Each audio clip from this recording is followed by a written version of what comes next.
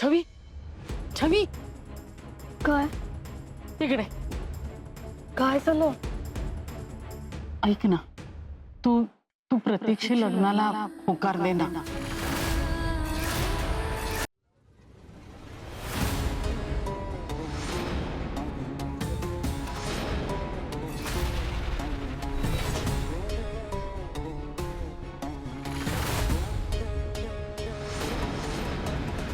छवी, काहीही झालं तरी मी तुला तुझं प्रेम मिळू देणार नाही. तुझं लग्न प्रतीक सोबतच होणार. आता या राजगुरु घरात शांभवी म्हणेल तीच पूर्व दिशा असेल.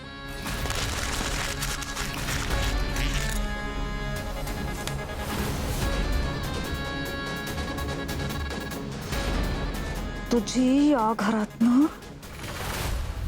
कशी हक्कलपट्टी करते ते बघ छवी.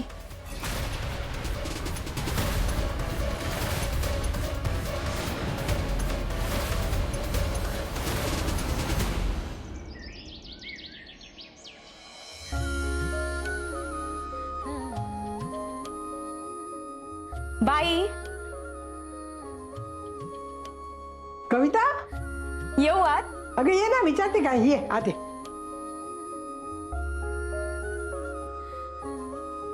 असू दे सकाळ सकाळ एकदम. शांभवी वहिनींचा कॉल होता, काहीतरी महत्वाचं आहे बोललेत म्हणून आले. लग्नाबद्दल बोलायचं असेल. लग्न? हा, उशीर व्हायला नको ना लग्नाला. हो. हाय हाय वहिनी. कॉफी. अगदी वेळेत आलीस. तुला जे बायज्जींना सांगायचं होतं ना ते आता सांगू शकतेस बिंदास. नाही म्हणजे तसं थोडंफार आम्हाला सांगितलंय अनिकेतनी, पण तू पण तुझ्या साईडनी बोल ना बायज्जींशी. सांग. अगं खाली बस ग, बस. किती गोंधळतीयस. मला सांग, प्रत्येकचं छवीवर केव्हापासून प्रेम आहे ग? प्रतीक? हा म्हणजे मला त्याच्याबद्दल सगळं जाणून घ्यायचंय ग. म्हणजे छवीवर त्याचं प्रेम आहे वगैरे सगळं ठीक आहे, पण त्याच्याबद्दल माहिती पाहिजे ना. म्हणजे तो कुठे राहतो, त्याच्या घरात कोण माणसं आहेत, कसं आहे राहणं वगैरे, कसं आहे त्याचं कळायला पाहिजे ना. मुलगी द्यायची आहे, मुलाबद्दल जाणून घ्यायला नको का? हल्ली काय काय ऐकायला येतं, मुलं किती फसवतात मुलींना आणि मग जन्मभराचं नुकसान होतं त्या पोरींचं. छबीच्या बाबतीत असं होतं कामा नये. त्यांनी रीतसर मागणी घातली ना, मग आपल्याला चौकशी करायला पाहिजे ना. मला वाटलं अनिकेत सर. काय बोलली अनिकेत बद्दल? काय अनिकेतने सांगितलं ना, प्रतीकने छवीला रिंग देऊन प्रपोज केलं. काय? नाही म्हणजे प्रपोज केलंय हे माहित होतं, रिंग देऊन प्रपोज केलं? अगं पण अनिकेत तर बोलला की कवितेला सगळं माहिती आहे. हो माहिती आहे. काय ग, प्रतीक चांगला मुलगा आहे ना? नाही म्हणजे त्याच्याबद्दल काय ऐकलंयस का तू? नाही नाही बाई, प्रतीक खूप चांगला मुलगा आहे. ऍक्च्युली प्रतीक कॉलेज पासून छवीवर खूप प्रेम करतो. छवी त्याला आधीपासूनच आवडते बाई. छवीला माहिती आहे का त्याला ती आधीपासून आवडते ते? नाही, ती काही बोलतच नाही. तिच्या मनात काय काहीच माहित नाहीये. बरं बरं ठीक आहे, तू निघ ऑफिसला, मी वाटलं तर तुला फोन करते. हा जा. येते.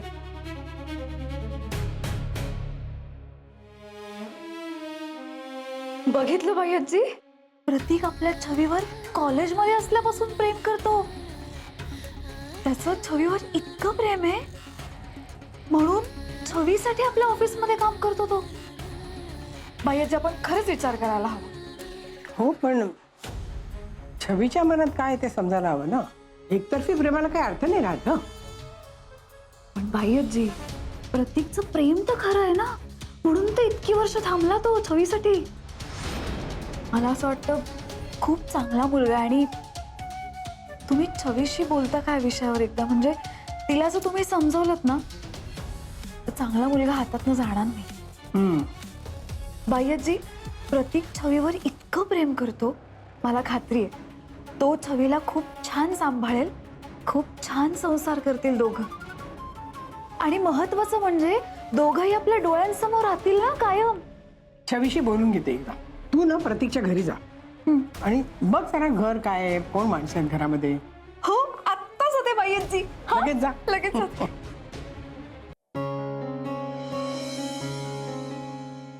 तू फेल झाली असा छवी. कविता, तू आता इथे एक मिनिट, मी कशात फेल झालीये? मैत्रीत. हा?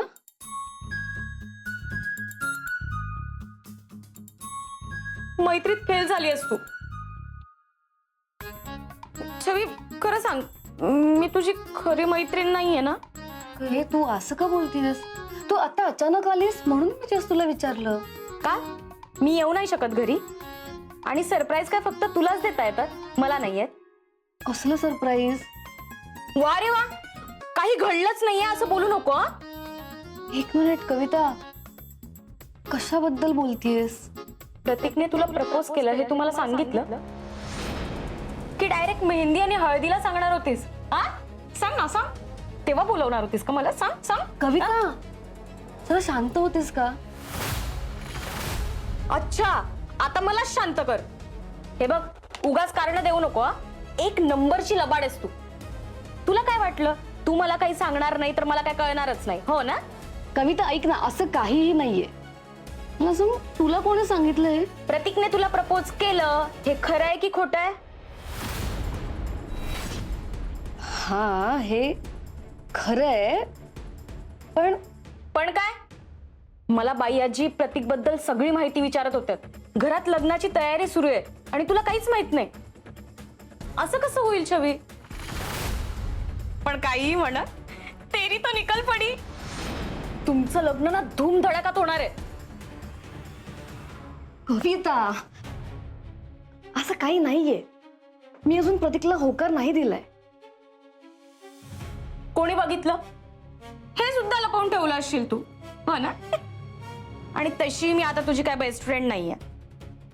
आणि तू लपवून ठेवशील पण घरातले मला सांगणारच ना. आणि तुझं लग्न आहे म्हटल्यावर बाई आजी मलाच बोलवणार ना लग्नाची तयारी करायला. आणि असं म्हणतात ना, लग्न घरात काम केल्यावर लवकरात लवकर लग्न जमतं. अनिकेत सरांचा पण सहवास मिळेल. आणि काय सांगावं, त्यानंतर अनिकेत सर मला प्रपोज करतील. सोड, तू तसंही मला काय सांगणार नाहीयेस. मला उशीर होतोय, मला ऑफिसला जायचंय. अनिकेत सर ऑफिसला पोहोचण्याआधी मी ऑफिसला पोहोचायला हवं. बाय.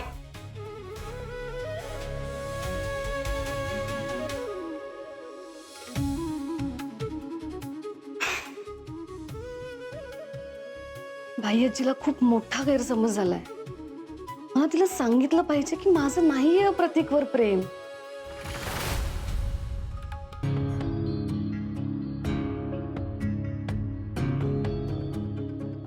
नाही, काही नाही, तुझं होऊ दे. तुझं झालं की सांग, मी आहे इथेच आहे. ठीक आहे. भाईजी ऐक ना, ऐक ना, मला तुझ्याशी बोलायचं होतं. कविता आली होती इथे. विषय कळला ना? मग प्रस्तावना नो, थेट मुद्द्यावर येऊ. बरं झालं तू आलीस. खरं म्हणजे मीच येणार होतो तुझ्याशी बोलायला. छवे, प्रतीक तुझ्या पण मनात आहे ना? म्हणजे त्याला तुझ्याबद्दल जे वाटतं तेच तुला पण वाटतं का? अच्छा, तू गप्प आहेस म्हणजे उत्तर नाही समजू. नकाराचं कारण काय? आपण जेव्हा एखाद्याला नकार देतो ना, त्याच्या मागे काहीतरी कारण असतं.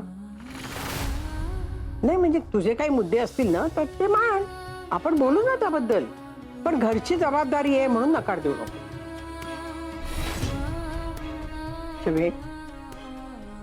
जबाबदाऱ्या कायम आयुष्यभर असतात, पण जोडीदार आला ना की 2 हाताचे 4 हात होतात ग. त्यांनी मदतच होते. लग्न झालं ना की एकमेकांबरोबर घरची जबाबदारी, करिअर हे सगळं सुरळीत पार पडायला लागतं ग. आणि हे करता करताना आपण आपोआप मॅच्युअर होतो. घाबरण्याचं कारण नाही बाळा. माझं लग्न झालं ना, मला काही येत नव्हतं. तुला तरी खूप येतं ग, पण हळूहळू मला यांनी शिकवलं सगळं. यांनी खूप मदत केली आणि मी शिकले सगळं. शांभवीचं बघ, घरचे रीतिरिवाज सगळे शिकते ना ती हळूहळू. सगळं होतं ग, आपोआप पार पडत. तू पण सासरी गेलीस ना की सगळं जमेल तुला. आणि लग्न झालेल्या मुलीला ना हे सासर माहेर याची जबाबदारी घेऊन मुलीला कसरत करावीच लागते. त्याला पर्याय नाही बाळा.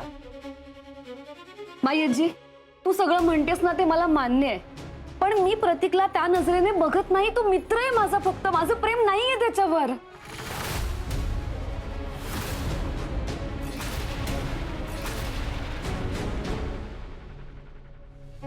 थँक्स. तुम्ही इथे असं अचानक कसं काय? जाऊ का? जाते. अहो नाही नाही, मी सहज विचारलं. काही म्हणा प्रतीक, घर छान आहे रे तुझं. थँक्यू. ऍक्च्युली एका कामासाठी आले होते मी तुझ्याकडे. अरे बोला ना, काय काम होतं? छवीला तू प्रपोज केलंयस हे घरी कळलंय सगळ्यांना.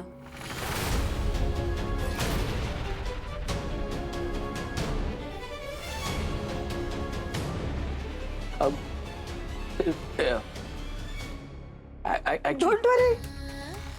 घाबरू नको. आश्चर्याची गोष्ट म्हणजे नाराज नाही झालंय कोणी. घरी सगळे खुश आहेत, आनंदी आहेत सगळे. सिरियसली सगळे आनंदी आहे? हो, खरंच? म्हणूनच तुम्ही आले ना. म्हटलं कसे स्वतः जाऊन ही आनंदाची बातमी सांगावी तुला, आणि त्या निमित्ताने म्हणलं घर पण बघून होईल तुझं, नाही का?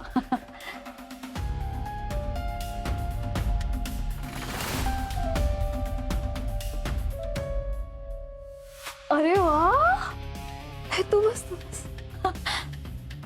बाप रे,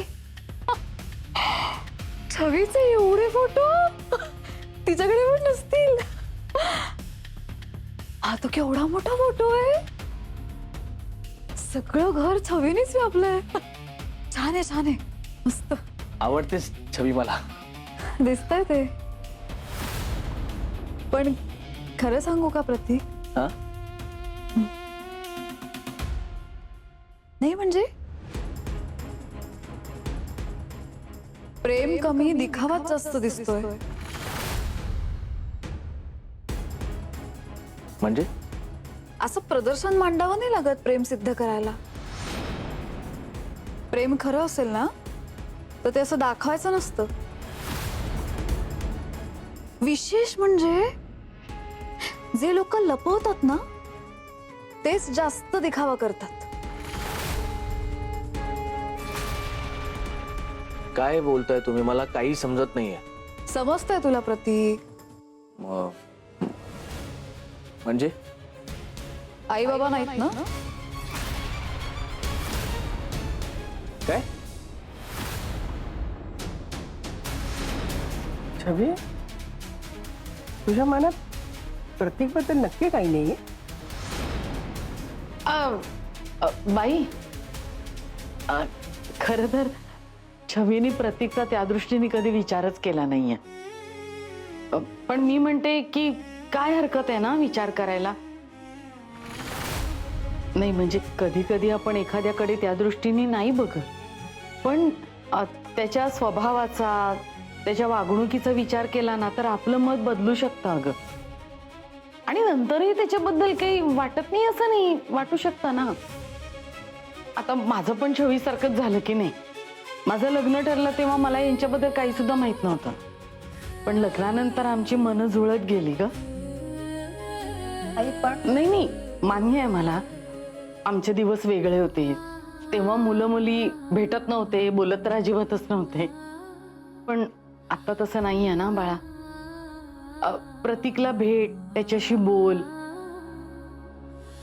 एकमेकांना समजून घ्या, विचार मत वगैरे, आणि मग आपण ठरवूया, नाही का अंबाई?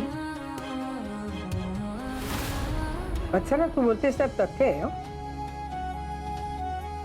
कधी कधी काही गोष्टी आपल्या मनात पण नसतात. हं. पण या गाठी ना स्वर्गात बांधलेल्या असतात.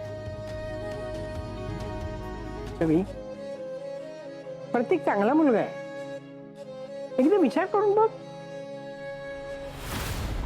कविता तर सांगत होती की त्याचं कॉलेजमध्ये असल्यापासून तुझ्यावर प्रेम आहे.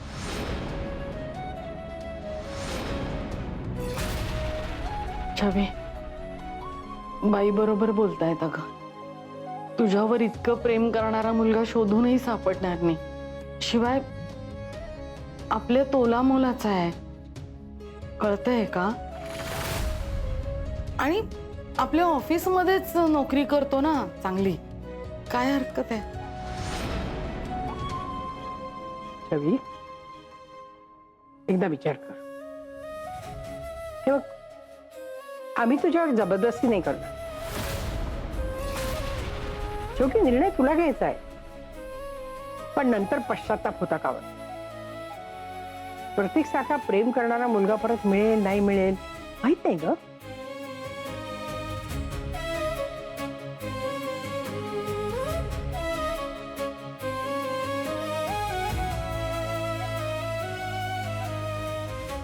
मला विचार करायला वेळ हवा. चले, घे वेळ घे. हं?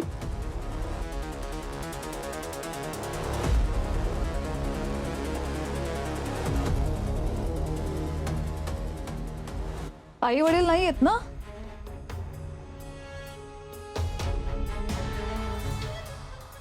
तुम्हाला कसं कळलं? आई बाबांचा एकही फोटो नाहीये, फॅमिली फोटो पण नाही. घरात आल्या आल्या एका मिनिटात कळलं होतं मला, या घरात बाईचा वावर नाही. डोंट वरी, मला त्याच्याशी काही देणं घेणं नाही. मग छवीला असेल, तिला खोटं बोललेलं अजिबात आवडत नाही. छवीचं तुझ्यावर प्रेम नाहीये. काय? ती अनिकेतवर प्रेम करते. अहो काय काय बोलताय तुम्ही? खोटं आहे. ते खरंय की खोटं आहे मला माहित नाही, पण जर ते खरं असेल तर त्यामुळे आता भावनांनी नाही, डोक्याने खेळ. ते कसं? मी सांगते तसं. छवी हवी आहे ना तुला? हो हो. मग माझ्यावर विश्वास ठेव. तुला जर छवीच्या मनात स्थान निर्माण करायचं असेल तर तुला या शांभवीच्या डोक्याने खेळावं लागेल.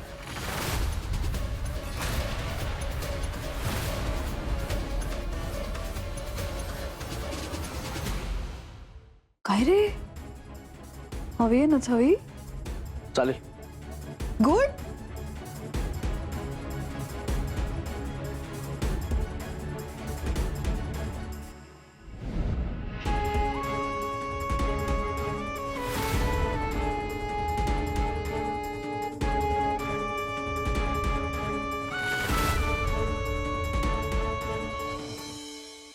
छवी, छवी, काय तिकडे काय झालं? ऐक ना, तू तू प्रतीकशी लग्नाला होकार दे ना.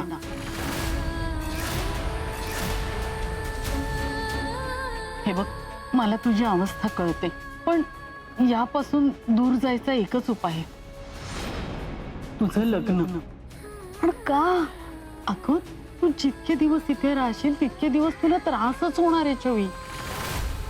अनिकेत सतत तुझ्या डोळ्यासमोर राहील, मग तुला सारख्या आठवणी येत राहतील, तुला वाईट वाटत राहील. कळतंय का? अगं, मी आई आहे तुझी, मला तुझी अवस्था कळणार नाही का बाळा? हे बघ, या सगळ्यापासून दूर जायचा हा एवढा एकच उपाय. तुझं लग्न. काही दिवसातच हे सगळं विसरशील. तुझ्या नव्या आयुष्याला सुरुवात आहे. सगळ्याच गोष्टी या आपल्या आवाक्यातल्या नसतात ग. त्याचा अट्टाहास धरू नये. तू तू तू अनिकेचा फार विचार करू नको. विसरून जा त्याला. देवाने प्रत्येकासाठी काही ना काहीतरी चांगलं योजून ठेवलेलं असतं. आता एक माणूस आपल्या आयुष्यातून गेला म्हणजे आयुष्य थांबलं का आपलं? नाही ना. दुसरं चांगलं माणूस सापडतच की. कशावरून तो प्रतीक नसेल? त्याचं प्रेम आहे तुझ्यावर छवी. आणि आपल्याला कोण आवडतं याच्यापेक्षा आपण कोणाला आवडतो हे जास्त महत्वाचं. प्रतीकला तू आवडतेस. एक आई म्हणून तुला विनंती करते, या लग्नाला होकार दे छवी. यातच तुझं आणि आमचं भलं.